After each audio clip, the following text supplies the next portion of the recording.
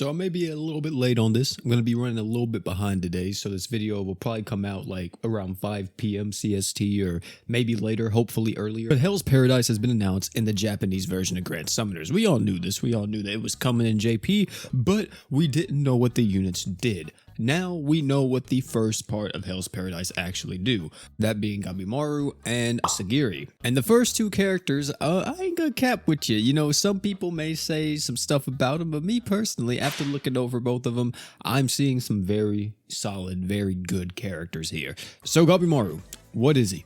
Well, this guy has some crazy stats and very, very similar to that of Mikey. He's going to be able to art gauge for 60 arts if he's not afflicted by a status effect.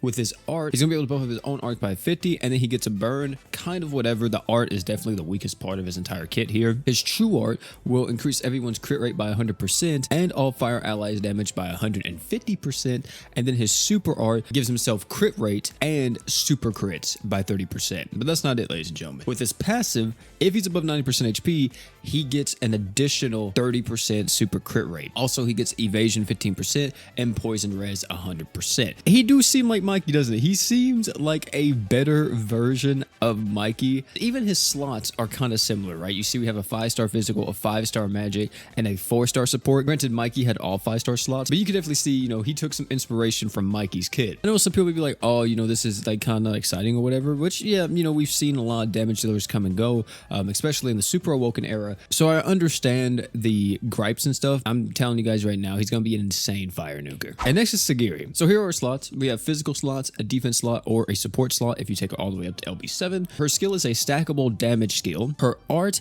is a physical damage and break power up art. Her true art is you buff up everybody's art gauge by 20, then you arch in 3 arts per second, and you increase all allies' art gauge for 3 arts per second, and you buff up everybody's physical res by 30%. Her super art is 150,000% multiplier, and you reduce enemies' earth resist by 120%. And then her passives are when HP is 80% or higher, you increase your own accuracy rate by 100%. And then when your own HP is 50% or higher, you increase your own art gauge by 6 per second. She also has more damage to human enemies, and she will increase her own blind res by 60%. The first time we saw this unit with her animations and everything, I really thought they were going to do Emira 2. I really did. I was like, oh my god, this is about to be a mono earth character that is going to be crazy.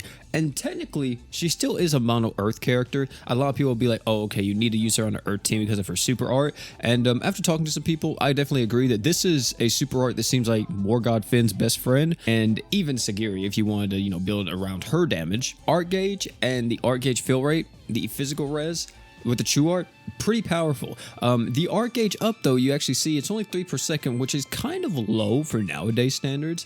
Even on a true art, you know, we usually have at least about 4. Also, keep in mind, type E arch in here. And I know some people may ask too, wait, why is the art buffing up physical damage and break power? And let me explain. We have something crazy happening in JP right now, which some people may never thought would happen. I was those people. Well, I've been informed by a few different players that JP is in a break meta.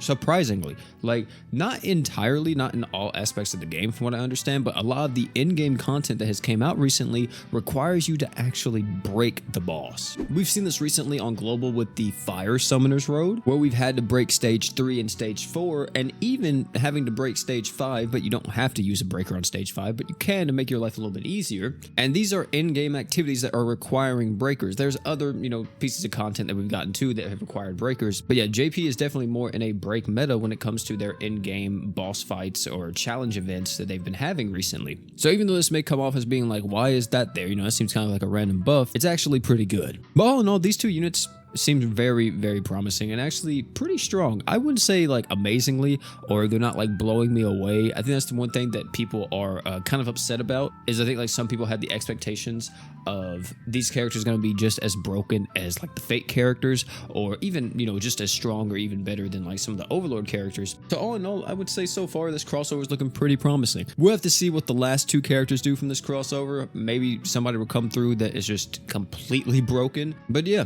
that's pretty much it for this video, man. Thank you all for coming out. Tell me down below what you guys think about the first 2 characters from Hell's Paradise. You guys liking them? You guys not? Let me know all that stuff down below in the comments section. Also, don't forget to check out either one of these videos popping on the screen right now. Great content. Guarantee you'll love them. Oh, and one more thing before you leave. Don't forget to drink water.